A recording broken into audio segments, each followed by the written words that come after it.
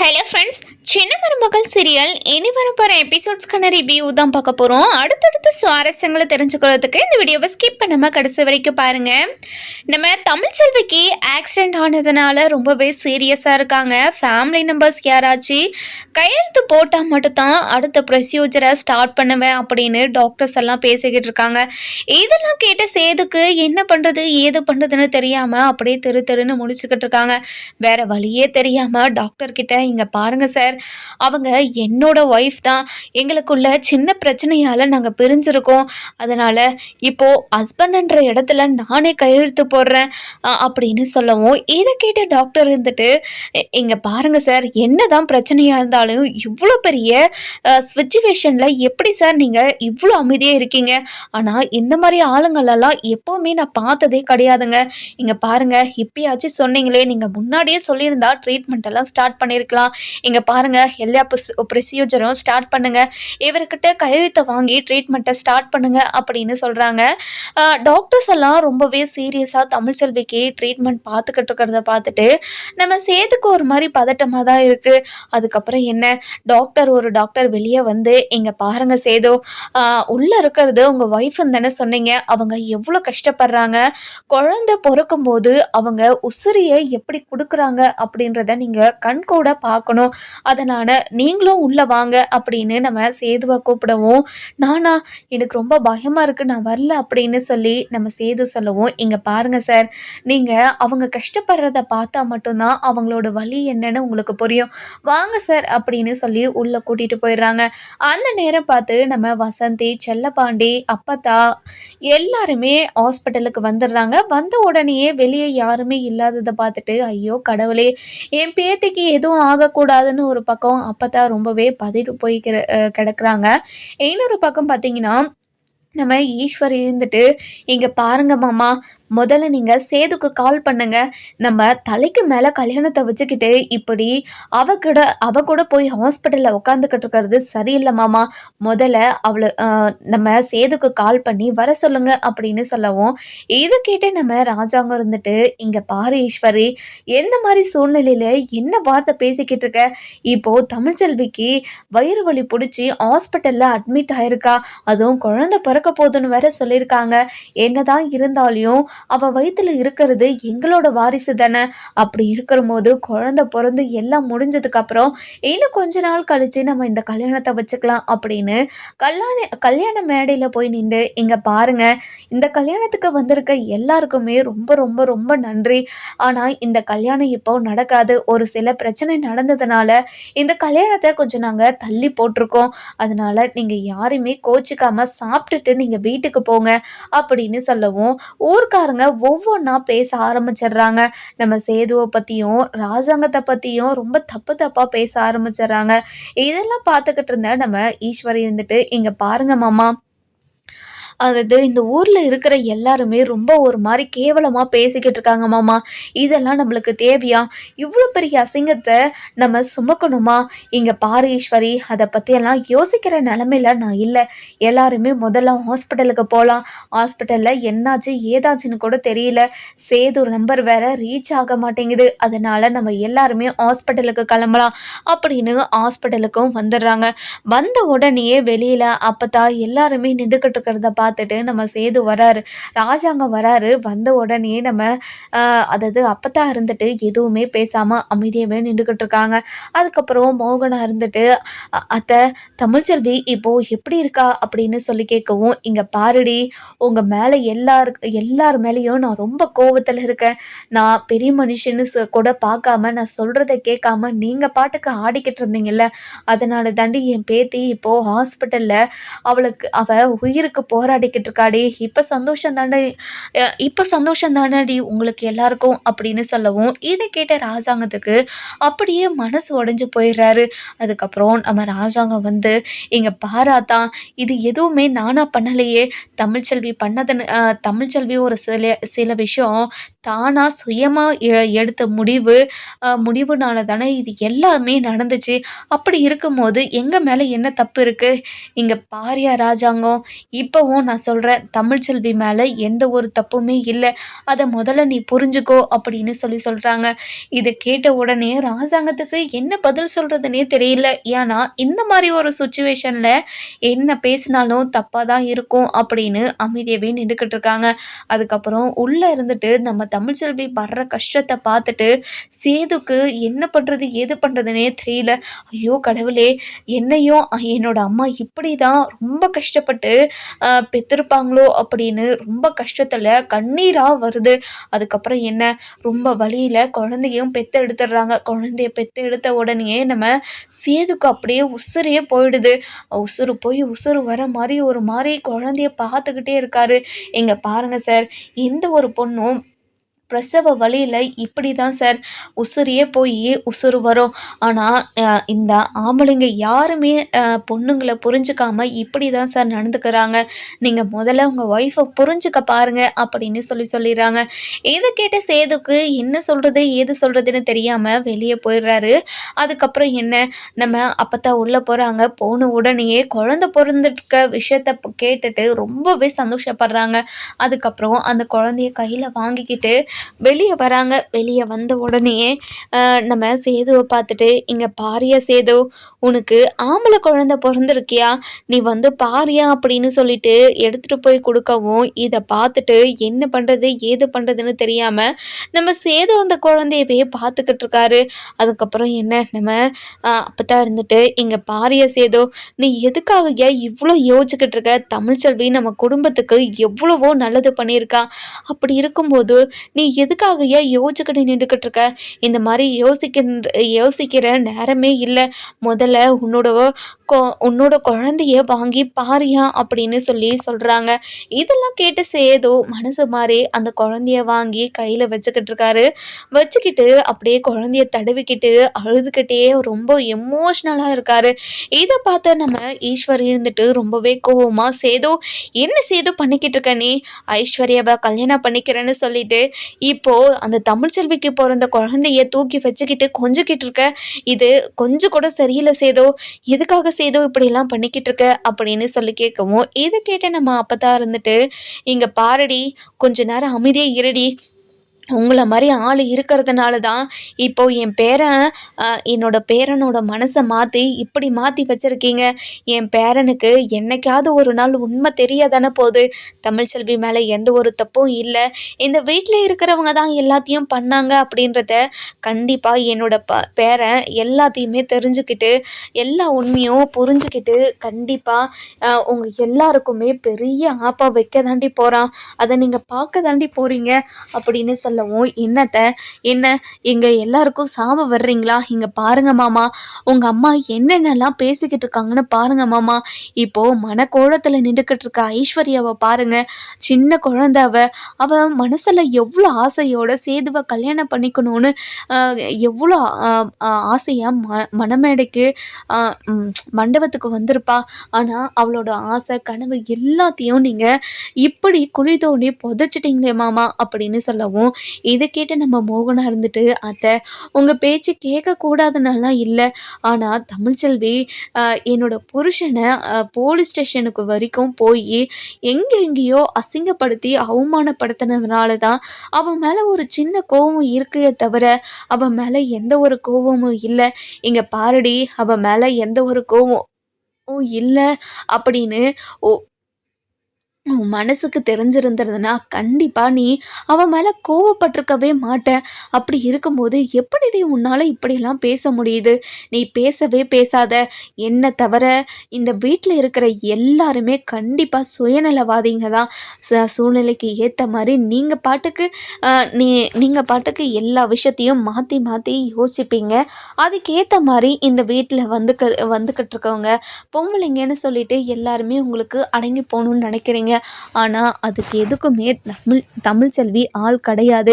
இனிமே அவ தன்னிச்சையாக எல்லாத்தையுமே பண்ணிப்பா, எல்லாத்தையும் பண்ணிப்பான்ற நம்பிக்கை எனக்கு வந்துடுச்சு. ஏன்னா அவள் படிப்பில் காட்டுற ஆர்வமும் அதாவது நான் கர்ப்பமாக இருக்கேன் அப்படின்ற ஒரு எண்ணம் இல்லாமல் எல்லாத்தையுமே தைரியமாக எல்லாத்தையுமே ஹேண்டில் பண்ணிக்கிட்டு இருக்கா.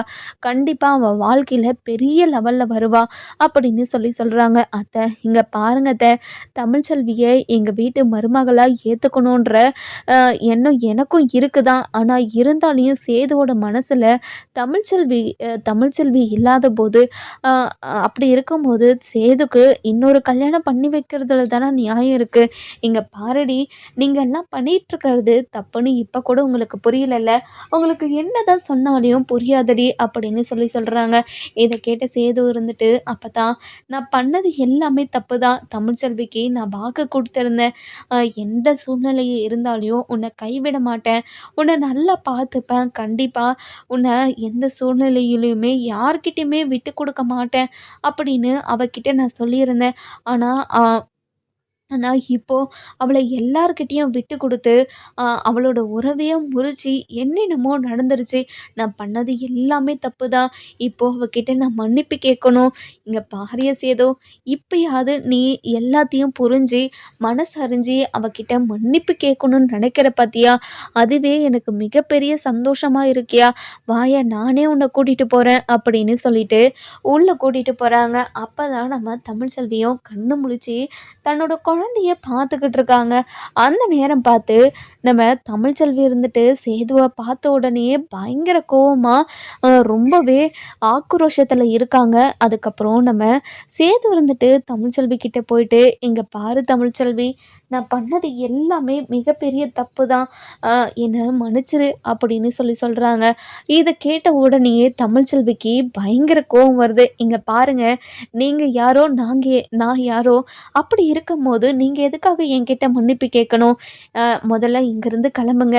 இங்கே பாரு தமிழ்ச்செல்வி, நான் பண்ணது எல்லாமே தப்புன்னு உன்கிட்ட மன்னிப்பு கேட்டுட்டேன், இதுக்கப்புறமும் நான் என்ன பண்ணணும்னு நினைக்கிறேன், ஓ அப்படியா அதாவது என்னை படுத்துறதெல்லாம் படுத்திட்டு எவ்வளோ கேவலப்படுத்தணுமோ படுத்துட்டீங்க, என் குடும்பத்தில் இருக்கிறவங்க என்ன அப்படின்னு எல்லாருமே அசிங்கப்படுத்திட்டீங்க. அப்படி இருக்கும்போது எப்படிங்க உங்களால் எப்படியெல்லாம் பேச முடியுது, இனிமே உங்களுக்கும் எனக்கும் எந்த சம்மந்தமும் கிடையாது, நான் கோவப்பட்டு உங்களை அசிங்கப்படுத்துறதுக்குள்ள நீங்கள் இங்கேருந்து உங்கள் மரியாதை காப்பாற்றிக்கிட்டு இங்கேருந்து கிளம்பிடுங்க அப்படின்னு சொல்கிறாங்க. இதை கேட்ட உடனே நம்ம அப்பத்தான் இருந்துட்டு, இங்கே பாரு தமிழ்ச்செல்வி, நீயாவது கொஞ்சம் பொறுமையாக பேசு, அவன் தான் இறங்கி வரான்ல, இங்கே பாருங்க அப்பத்தா, பொண்ணுங்கன்னா அவ்வளோ இலக்காரமாக போயிடுச்சுல்ல இந்த ஆம்பளைங்களுக்கு, எப்படி அப்பத்தா என்ன தான் பண்ணாலையும் நாங்கள் பொறுத்து போகணுன்னு நினச்சிக்கிட்டு இருக்காங்களா, கண்டிப்பாக இனிமே எந்த ஒரு விஷயத்துலையும் என்னால் பொறுத்து போகவே முடியாது, இனிமே பொறுத்து போகணும்னு மட்டும் நினச்சி கூட பார்க்காதீங்க, அந்த வீட்டு மருமகளாக இனிமேல் எந்த காலத்துக்கும் நான் அந்த வீட்டு படியை கூட நான் மிதிக்க மாட்டேன், அன்னைக்கே சூளம் அடித்து உங்ககிட்ட சொல்லிட்டு தானே வந்தேன், இந்த குடும்பத்தில் இருக்கிற யாருமே எனக்கு சொந்தமோ கிடையாது பந்தமோ கிடையாதுன்னு. அதே மாதிரி அவங்களுக்கு இன்னொரு கல்யாணம் பண்ணி நிச்சயதார்த்தம் நடக்கும்போது என்னோட கல்யாண பந்தத்தையே நான் முறிச்சிட்டு தானே வந்தேன், அப்படி இருக்கும்போது எப்படி இவங்களால் என்கிட்ட இப்படியெல்லாம் பேச முடியுது அப்படின்னு சொல்கிறாங்க. இதை கேட்டு நம்ம ஈஸ்வர் இருந்துட்டு சேதுக்கிட்ட போயிட்டு, எங்கள் பாரியம் சேது, இவ்வளோ நடந்தும் நீ இவ்வளோ இறங்கி போயும் இந்த தமிழ்ச்செல்வி எப்படி திமிராக பேசுகிறா பார்த்தியா, இவ்வளோ திமிரு பிடிச்சவக்கிட்ட நீ எதுக்காக இறங்கி போகணும், இந்த மாதிரி நீ இறங்கி போகணுன்ற அவசியம் கிடையவே கிடையாது, முதல்ல வா சேது, ஐஸ்வர்யா கல்யாணம் பண்ணிக்கோ, ஐஸ்வர்யாவை கல்யாணம் பண்ணிக்கிட்டா உன்னை எவ்வளோ சந்தோஷமாக பார்த்துக்கணுமோ அவ்வளோ சந்தோஷமாக ஐஸ்வர்யா உன்னை பார்த்துப்பா, அதனால் முதல்ல இங்கேருந்து வாசி ஏதோ போகலாம் அப்படின்னு கூப்பிடவும், இங்கே பாருங்க சின்னம்மா, ஏதோ நான் தான் எதுவுமே அறியாமல் தப்பு பண்ணிட்டேன், நீங்களாவது இந்த வீட்டில் இருக்கிற பெரியவங்களாச்சும் எனக்கு புத்திமதி சொல்லி எனக்கு புரிய வச்சுருக்கணும், ஆனால் நீங்கள் யாரையுமே எதுவுமே எனக்கு புத்திமதி சொல்லாமல் என் கூட சேர்ந்துக்கிட்டு எனக்கு பொண்ணு பார்த்து கல்யாணம் பண்ணி வைக்கிறேன்னு இப்படி ஒரு கேவலமான விஷயத்த நீங்கள் பண்ணியிருக்கீங்க, அதுக்கு நானும் ஒரு காரணம் தான், நான் பண்ணதும் மிகப்பெரிய தப்பு தான், நான் இல்லைன்னெல்லாம் சொல்லலை, அதுக்காக நீங்களாவது எனக்கு புத்திமதி சொல்லியிருக்கலாம்ல அப்படின்னு சொல்லவும், இதை கேட்டு நம்ம மலர் இருந்துட்டு, இங்கே பாருங்க மாமா, ஏற்கனவே அப்பத்தா உங்ககிட்ட எவ்வளவோ முறை சொன்னாங்க, பொறுமையாக இருங்க பொறுமையாக இருங்கன்னு. ஆனால் நீங்கள் யார் சொல்கிறதையும் கேட்குற நிலமையிலே இல்லையே மாமா. அப்படி இருக்கணும்போது இந்த வீட்டில் இருக்கிறவங்க என்னத்தை சொல்கிறீங்க?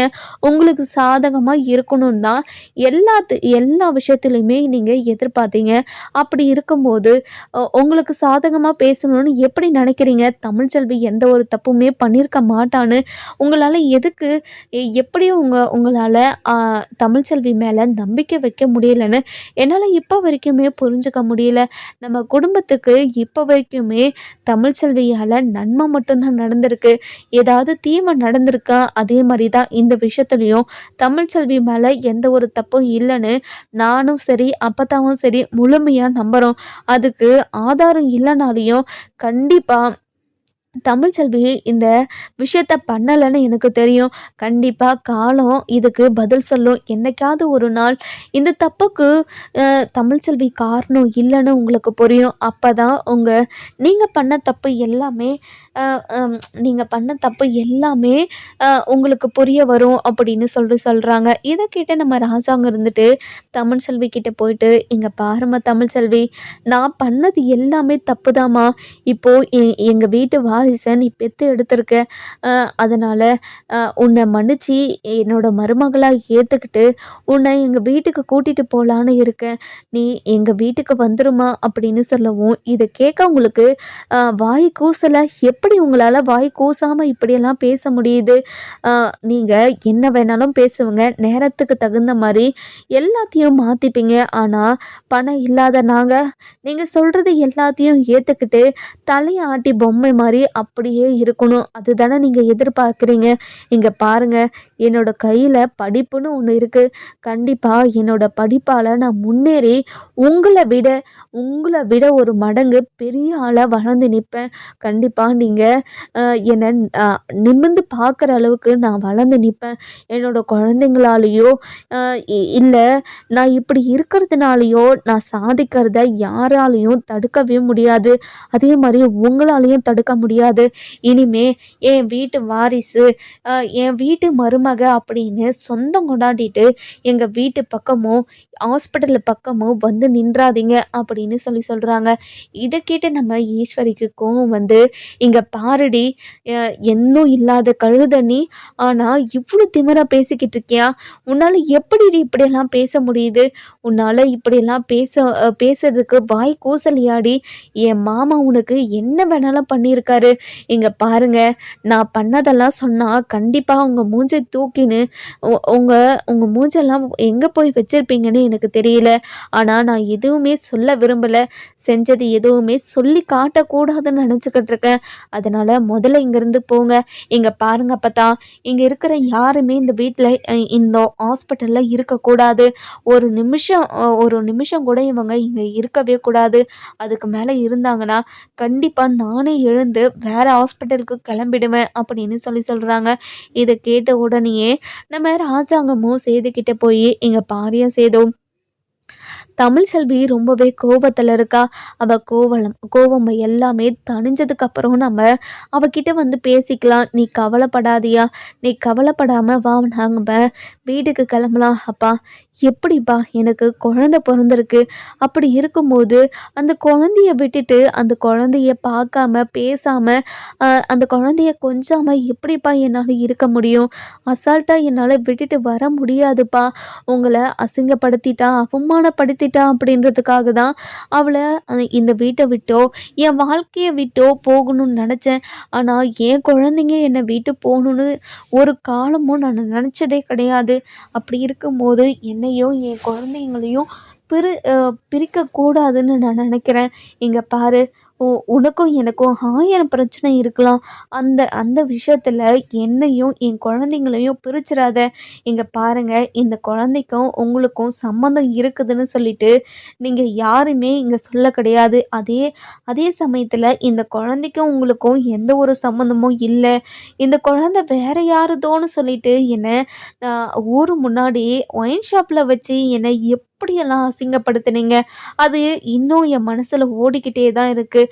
அந்த நிமிஷமே நீங்கள் என்னோட புருஷன் இல்லைன்னு நான் முடிவு பண்ணிட்டேன். ஆனால் வீட்டில் இருக்கிற பெரியவங்க எல்லாருமே ரொம்ப கஷ்டப்படுறாங்களே அப்படின்றதுக்காக தான் நான் எல்லாத்தையும் பொறுத்துக்கிட்டு எல்லாத்தையும் மறந்து மன்னிச்சு உங்களை ஏற்றுக்கிட்டேன்.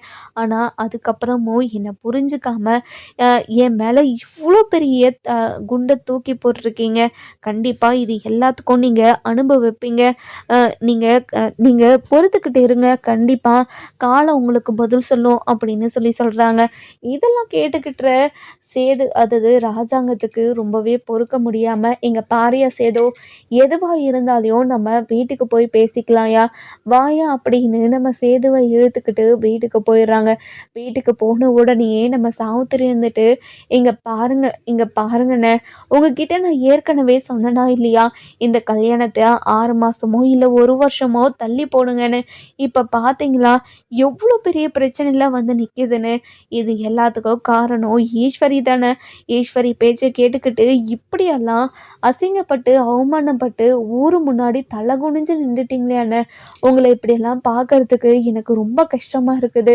ஊர் முன்னாடி தலை நிமிர்ந்து நடந்த நீங்கள் இப்போது தலை குனிஞ்சு நடந்து வர்றதை பார்க்க எனக்கு எவ்வளோ கஷ்டமாக இருந்துச்சுன்னு தெரியுமா. நான் சொன்னதை நீங்கள் கேட்டிருந்தீங்கன்னா கண்டிப்பாக இவ்வளோ பெரிய அசிங்கமோ அவமானமோ வந்திருக்காதில்ல. இங்கே பாருங்கண்ணே, இதுக்கு மேலேயாச்சு நீங்கள் பார்த்து சூதானமாக இருங்கன்னு அப்படின்னு சொல்கிறாங்க. இதை கேட்ட உடனேயே நம்ம சாவித்திரி இருந்துட்டு ரொம்பவே அண்ணன் மேலே பாசம் இருக்கிற மாதிரி நடிச்சுக்கிட்டு இருக்காங்க. அதுக்கப்புறம் நம்ம ஈஸ்வரி இருந்துட்டு, என்ன அத்தாச்சி, எரியிற நெருப்பில் எண்ணெயை ஊற்றிக்கிட்டு இருக்கீங்களா? இங்கே பாருங்க அத்தாச்சி, இந்த வேலையெல்லாம் எனக்கு தெரியாது. இங்கே பாருங்க, நீங்கள் எல்லாரையும் ஏற்றிவிட்டு இப்படி ஒரு விஷயம் பண்ணாமல் இருந்திருந்தாலே எந்த ஒரு பிரச்சனையுமே வந்திருக்காது. தமிழ்ச்செல்விக்கும் சேதுக்கும் ஏதோ சின்ன பிரச்சனை. இந்த பிரச்சனையில் தமிழ்ச்செல்விக்கும் அவளுக்கும் எந்த ஒரு சம்மந்தமும் இல்லைன்னு சொல்லிட்டு தமிழ்ச்செல்வி எவ்வளவோ உங்ககிட்ட சொன்னா. எல்லாத்தையும் தீர விசாரிச்சுட்டு அவ மேலே தப்பு இருக்குதா இல்லையான்னு தெரிஞ்சிட்டதுக்கு அப்புறம் அவ மேலே நீங்கள் கோவப்பட்டுட்டு இருந்ததுக்கலாம். ஆனால் அவ மேலே எந்த ஒரு தப்பும் இல்லைன்னு சொல்லிகிட்டே தான் இருக்கான்.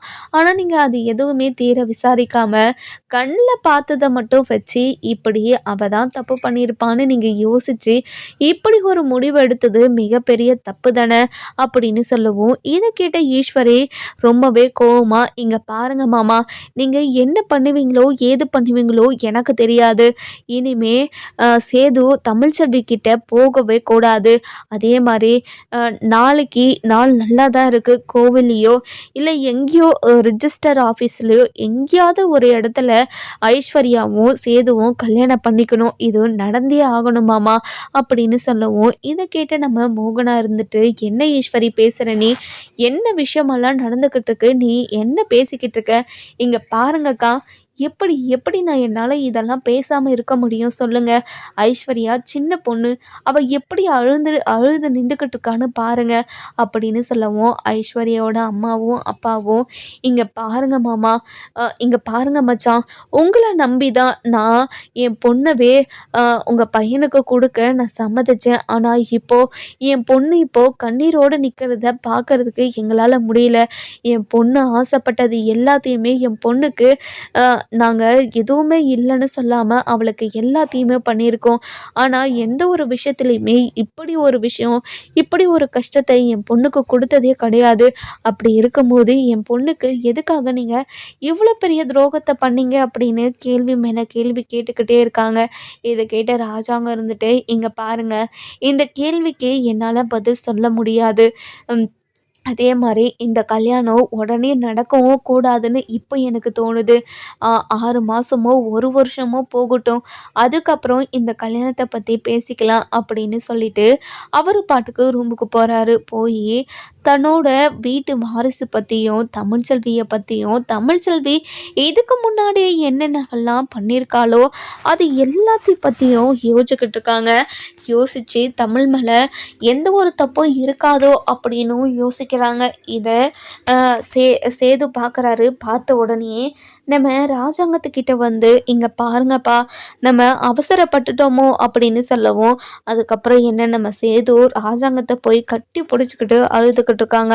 இன்னொரு பக்கம் பார்த்தீங்கன்னா நம்ம அப்பத்தா இருந்துட்டு தமிழ்ச்செல்வி கிட்ட போய் இங்கே பாருடி தமிழ்ச்செல்வி, நீ கொஞ்ச நேரம் பொறுமையாக இருந்திருக்கலாம் இல்லடி, எதுக்காகடி இப்படியெல்லாம் பேசிக்கிட்டு இருந்த அப்படின்னு சொல்லவும், இங்கே பாருங்க அம்மாச்சி, இதுக்கு மேலே யாருக்கிட்டேயும் நான் பொறுமையாக பேசணுன்ற அவசியம் எனக்கு கிடையவே கிடையாது. யாருக்கிட்டேயும் பொறுமையாக பேசவும் என்னால் முடியவே முடியாது. இவ்வளோ அசிங்கப்பட்ட அதுக்கப்புறமும் அவமானப்பட்டதுக்கப்புறமும் அவங்கக்கிட்ட நான் வணங்கி பேசணும்னோ அவங்கள மன்னிக்கணும்னோ எனக்கு அவசியமே கிடையாது அப்படின்னு சொல்கிறாங்க.